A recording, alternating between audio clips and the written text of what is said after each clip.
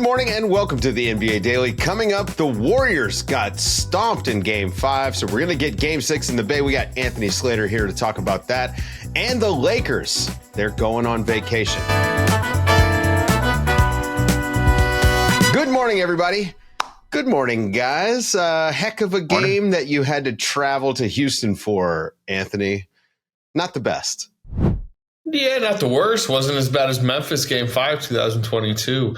It actually, Marcus made this point to me on our post-game podcast. It was actually a reminiscent of Game 4 of the West Finals that year against Dallas. They were up 3-0, and they got blown out, went to the bench, and the bench, including Moses Moody at the time, and like Nemanja Bjelica, played so well that there was a moment in the fourth. It was like, should you go back to the starters? Right. And that's what did happen tonight. There was Steph Curry at one point, well, pretty soon after they pulled the plug with 18 minutes left, took his thumb wrap off, like unwrapped it, took his ankle braces off, and those things are contraptions. I don't know if you've seen them. And like gave him to the trainers and then whatever. And then it was right around when Kevin Knox hit a three to cut it to like 15 in the corner. And Ime Udoka goes back to his starters, by the way, which I was like, right. Yeah, I guess he kind of had to. But that Steph called the ankle braces down and put his ankle braces back on. Like Steve Kerr says he was never thinking to go back to him, but it got like mildly interesting for a second. And we had a skirmish, mop-up time. Right, skirmish. Yeah. Cam Spencer, as the broadcast said. You know, they mistakenly called him Cam Spencer. Yeah. Headbutt. He got ejected. He got ejected. Hey, listen, look, there's a strong argument to make that bench unit did their job by getting the starters back in the game, right? I mean, it's not so much about Game 5, it's about Game 6. So if you're thinking ahead, right, which I bet Steve Kerr has this in mind, he's out there saying, hey, we want to push the pace. We want to get under their skin. Mm-hmm. I mean, imagine a world in which it's not Pat Spencer throwing the headbutt, but it's Alperen Sengun. And now all of a sudden it's a whole like, is Sengun going to be suspended? Is he going to be suspended? Yeah. I know. I mean, so hey, to a certain degree, Spencer going to be suspended? No, I'm not sure that would be a storyline. I mean, who would have thought Pat Spencer was playing in Game 5 of a playoff series? But you know, not me. What do you think? Aside from just shooting better, which the Rockets absolutely did, they shot the lights out. Aside from that, what do you think they did so well against the Warriors to really end this game in the middle of the third? Yeah, I mean, look, they came out aggressive and desperate, and the Warriors fouled them 5 times in the first 4 minutes. They were in the bonus. Yeah. Then they shot free throws better, right? That's been a story of this series. They were 13 of 13 from the line at the end of the first quarter. So, just got the free points that they were handed to them, which mattered. You mentioned the shooting. I think at half they were like 69, 62, 85 shooting splits. Steve Kerr said at halftime they looked and they had a effective field goal percentage of like 95 or something like that. So, I mean, it was like an outlier offensive performance. Right. Defensively, they really pressed all the way to half court. Amen Thompson had his best game of the series, I'd say. I think he had 5 steals. And you could tell their game plan was to just like really get in Steph, even really get in Jimmy. And then the Warriors just didn't come to play. I mean, that was a no-show by their starters to the point that like it almost looked like they were wanting to pull the plug, including at halftime, Steve Kerr and Draymond Green discussed like, hey, what should we do in the second half? And they were like, give us 5 minutes to see if there's a mini run. And after 5 minutes, you could tell they were all like, hey, we're good here. And there was clearly plenty of time to come back. Second quarter. Yeah, I mean, there was clearly like the third stringers like made it a game, so it wasn't like it was. Yeah, I mean, look, 29 points in the modern NBA. Like, obviously, you're need a great comeback, but it's not impossible. But clearly, that's just the mindset the Warriors brought to this Game 5. And if they go home and clinch it in Game 6, we'll probably never talk about this game much again. But they put themselves at risk. I mean, the pressure is on them now because they got to finish it out or they got to, head back to Houston for Game 7. Slater, you hit us with some trivia last time. I'm going to hit you with some trivia. Okay. Yeah. You ready? Mm-hmm. All right. So last time that Steph Curry has had back-to-back playoff games with less than 20 points, when was it? I mean, it's going to be a while ago, just for the fact that you asked. I was going to say, because I would almost think maybe that Nuggets first round series of 22, because he came off the bench while Jordan Poole was like really going. And he was just fresh off an injury, but clearly he didn't go 2 straight games without 20 points in that series. So that was not the one. Yeah, 2018. What, 2018? Okay, so not I should have let you guess more. No, 2018 versus the Rockets, actually. Game 1 and game 2.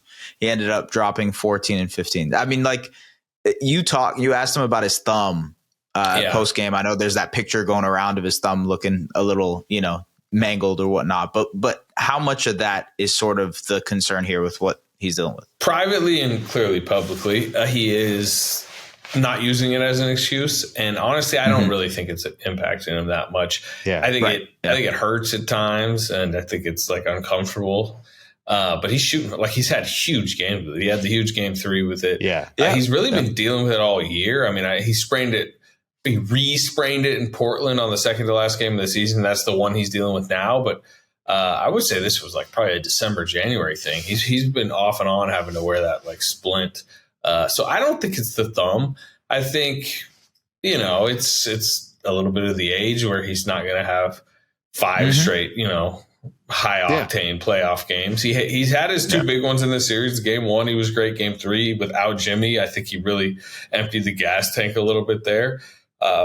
And I think both him and Jimmy in particular, who I thought was tame tonight in a lot of ways, shot 3 threes in the opening minutes, missed all 3. And like that to me is a sign of Jimmy's like, not trying to throttle up. Like they need to deliver one more game in this series. And it clearly everyone decided tonight wasn't going to be the night. And if you don't come to the arena like amped against the Rockets, that is what will happen because of how they play. Yeah, because they're looking for a fight, right? Like, I mean, these guys want to be physical, and it's hard to be – I think it's hard to match that physicality if you're just not into it, which they weren't. This Especially is another game. Steph. My God. Yeah, Steph takes 12 shots, right? Like, I mean, now look, he only plays 2.5 quarters, but it's only 12 shots. 23 minutes. That's the best stat for them tonight. 25 Jimmy Butler minutes, 23 Steph minutes, 18 Draymond Green minutes. Yeah. Right. I guess, look, we'll throw this game out a little bit, right? We'll say shooting outlier for the Rockets. Warriors weren't into it, but looking ahead to game 6, like, is there any, and I want to think about it from the Rockets perspective, right? Like they won the game. Like what carries over for them? Like, what do you see that works that they can repeat in game 6? Yeah, look, the double big has worked for them better than probably people would have predicted in this particular series. They're even now more willing to use it with Steph on the court. They've zoned, done this kind of triangular zone type thing. Started out a zone, right? Yeah. Early on. And, tonight they got a really good offensive game without needing a Jalen Green explosion.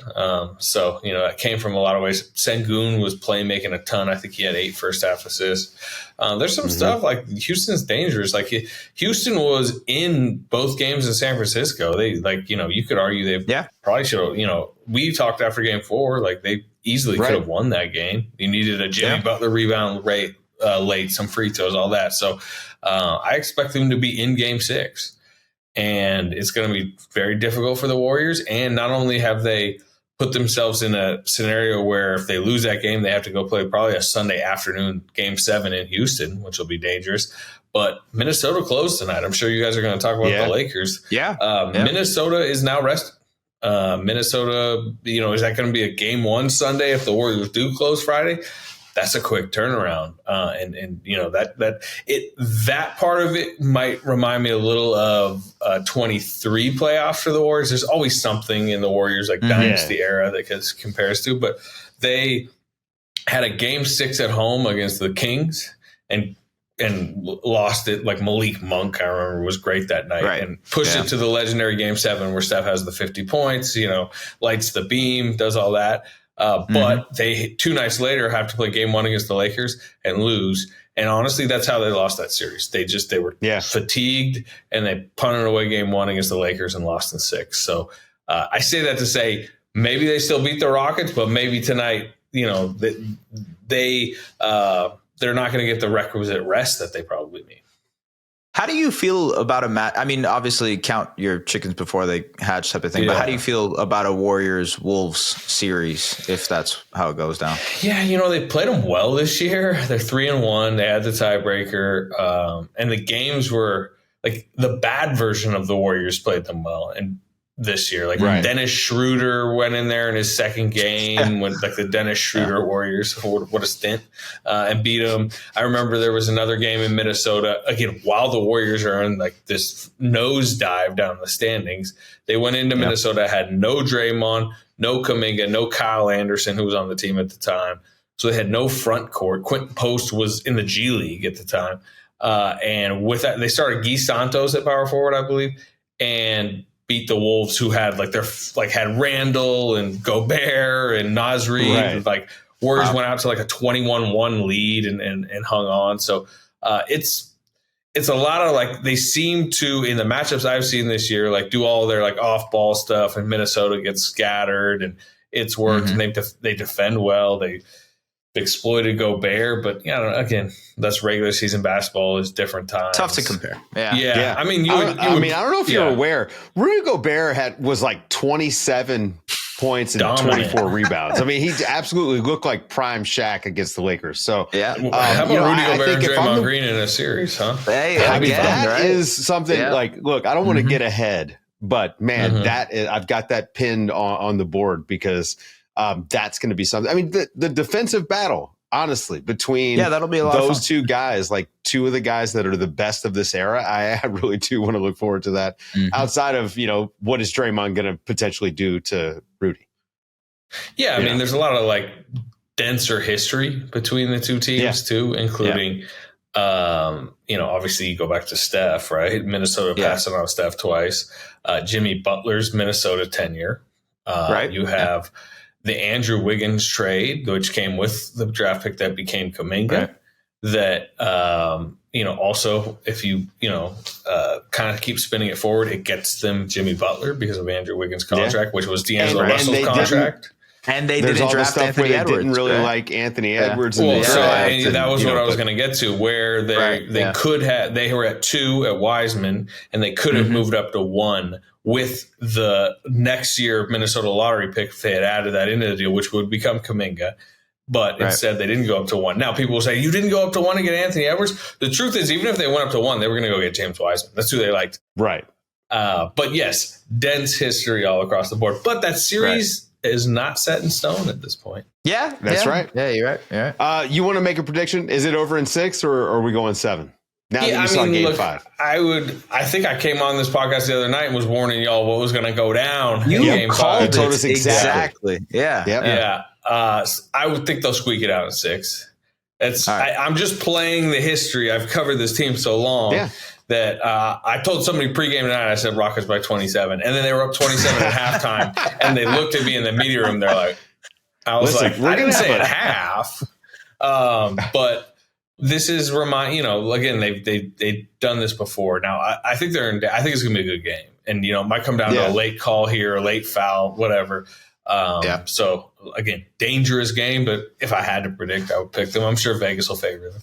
We're going to have you and Law Murray do predictions all next year because you guys, you've nailed the playoffs so far. Yeah, perfect. Go and read Anthony. I don't normally predict. I know you don't. That's why I put you on the spot. Go and read Anthony over at The Athletic. I mean, obviously, he's the best at covering the Warriors. He does it for us. Guys, stick around after the break. S and I are going to talk about Rudy Gobert dominating the Lakers.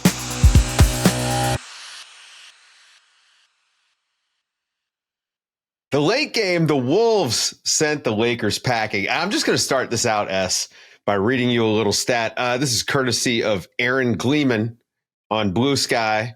Rudy Gobert is the first player with 25-plus points, 20-plus rebounds, while shooting 75-plus% in the playoffs. Unreal. Since Shaquille O'Neal in Game 4 of the 2004 Finals. S, how close to prime Shaq is Rudy Gobert? Wow. I mean, this game, if we replicate that through an entire career, he's right there. He is right there in comparison. If Rudy Gobert just had average hands, like Clint Capella level hands. Instead of frying pans. Yeah, he would be an all-time. Yeah. I mean, he already is an all-time great defender, but, like Pantheon levels of great basketball player. Yeah, I mean, if he had any touch whatsoever, it would just be game over. And for I love everyone. how we're having this conversation after the incredible game that he really did have an amazing game. The Wolves win the game last night, 103-96. If they had made any shots whatsoever, this game is not close. But instead, they were 36 of 89. Overall from the field, 7 of 47.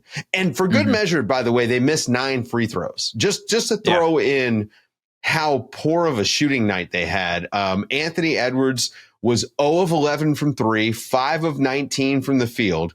And Rudy Gobert had 9 offensive rebounds by himself. This was absurd performance by Rudy Gobert.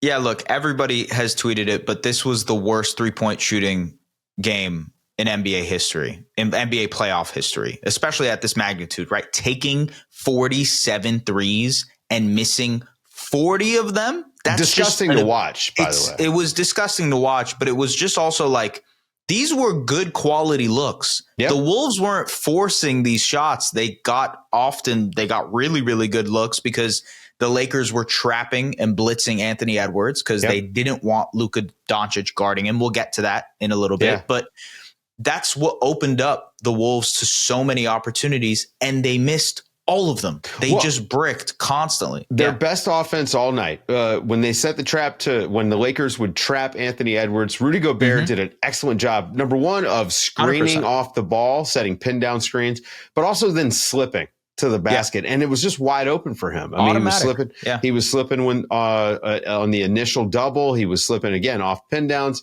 and then the offensive rebounding effort from Rudy. I mean, Rudy won them this game, like hands down. They don't win this game without Rudy Gobert. I will say, I want to shout out Julius Randle a little bit too, because he was awesome in the fourth quarter. Oh, okay, great. Go ahead. Yeah, Julius Randle's the other guy, right? Like he stepped up when they couldn't hit shots. Julius 100%. Randle stepped up and he started getting into the paint. I mean, there's a real thing that we're going to have a conversation about with the Wolves. And we've talked about this during the regular season. They settle too often for jumpers.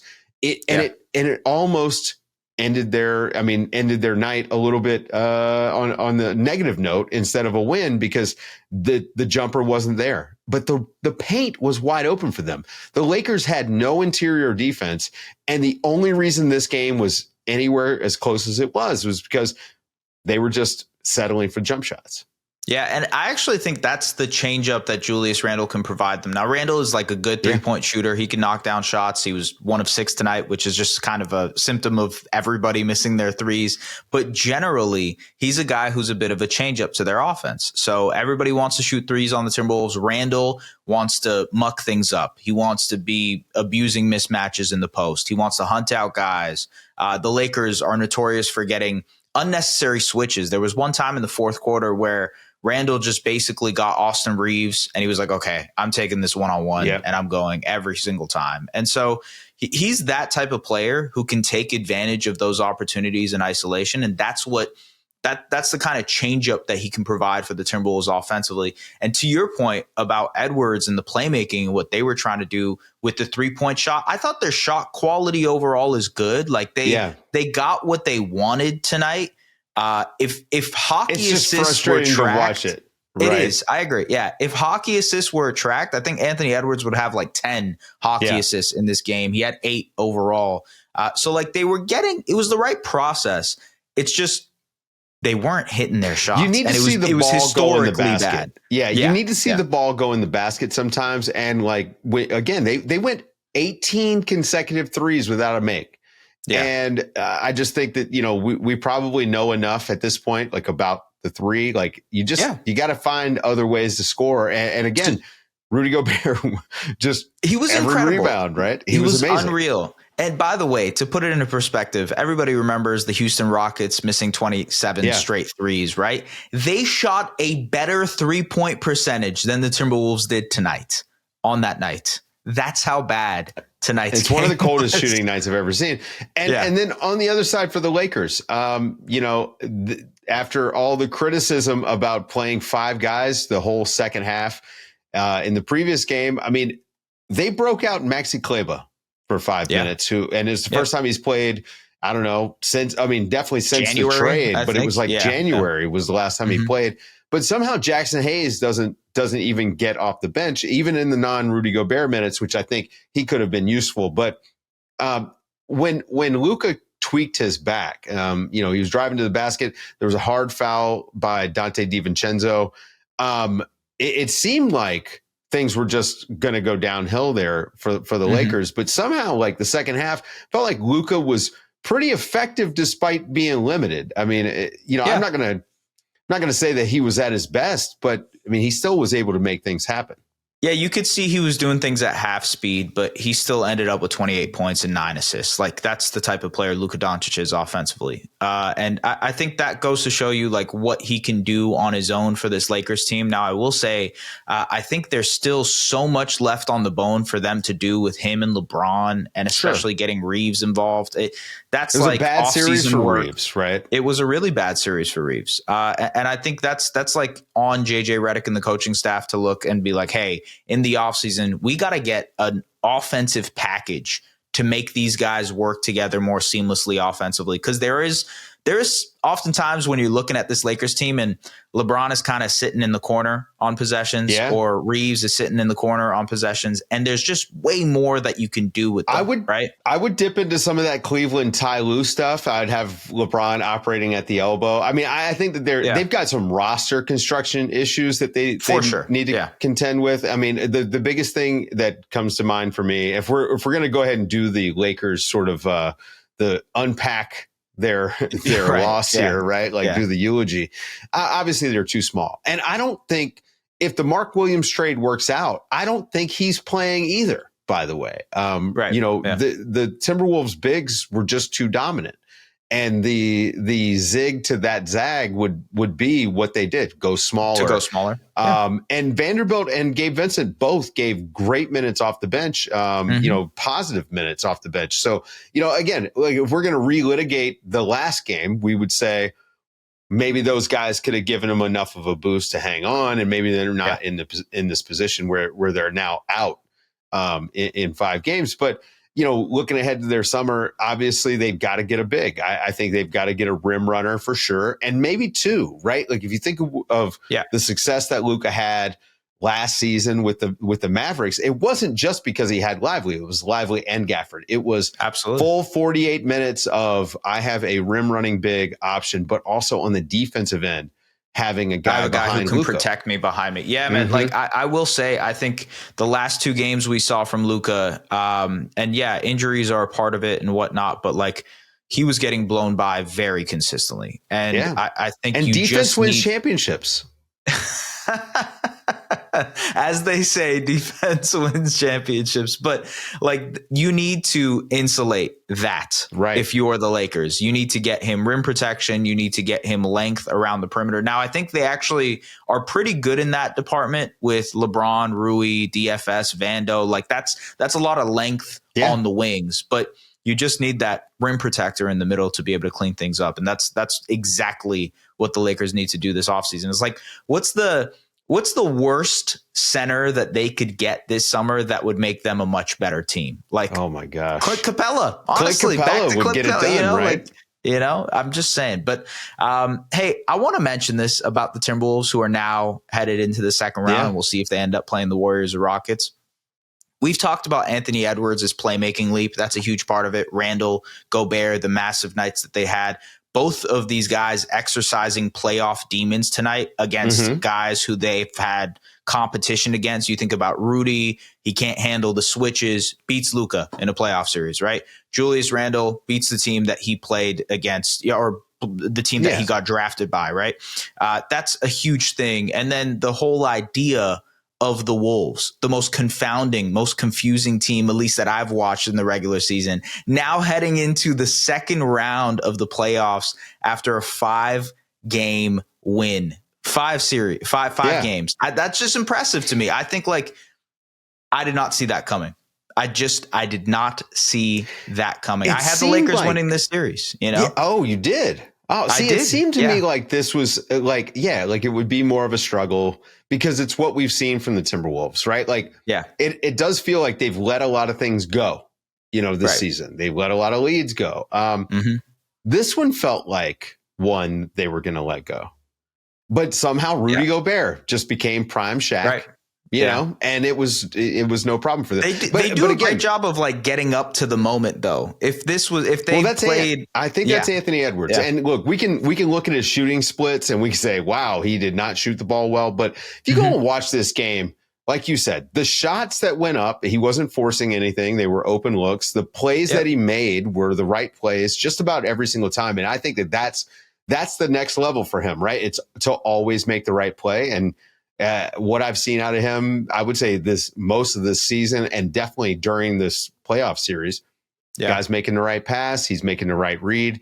He's giving the ball up. I mean, playing about as unselfish as you can play in the modern NBA as a number one guy, because you need to take X number of shots. Look, that's the evolution that a lot of the players in his position have made. You think about Jason Tatum on the Boston Celtics for the last few years. It's been, hey, can he make that step to being a playmaker who can manipulate multiple levels of the defense? And now he's doing it at a championship level, right? Giannis, that was a huge conversation for him. Devin Booker, the list goes on and on. It's just like a natural progression Ant had to make. He's doing it now, right? Yeah. And also, if you start looking at the names that Anthony Edwards has beaten in a playoff series, and impressive. You add Luka Doncic and LeBron James to that, and now Jokic, in the next round, he may have a chance to get Steph Curry or Jalen Green, right? I don't know. Fred VanVleet. Who's the worst matchup for the Wolves? Is it Warriors or is it the Rockets? Man, I think it's the Rockets, because if I'm Anthony Edwards, I have this Lakers perimeter defense is a walk in the park Swiss cheese compared to the Rockets perimeter defense. And so Ant is going to have a lot more trouble against Houston than Amen Thompson guarding Anthony Edwards. Yeah. Although Golden State's going to throw some stuff at them too. I know that's going to be a big match. I'm excited for that. It's going to be a good series. We'll see who it's going to be this weekend. Yeah. That's going to do it for the show, guys. Thanks to Anthony Slater for hanging out. Thanks to Es Baraheni. As always, I'm Dave DuFour. This has been the NBA Daily. Thanks for waking up with us.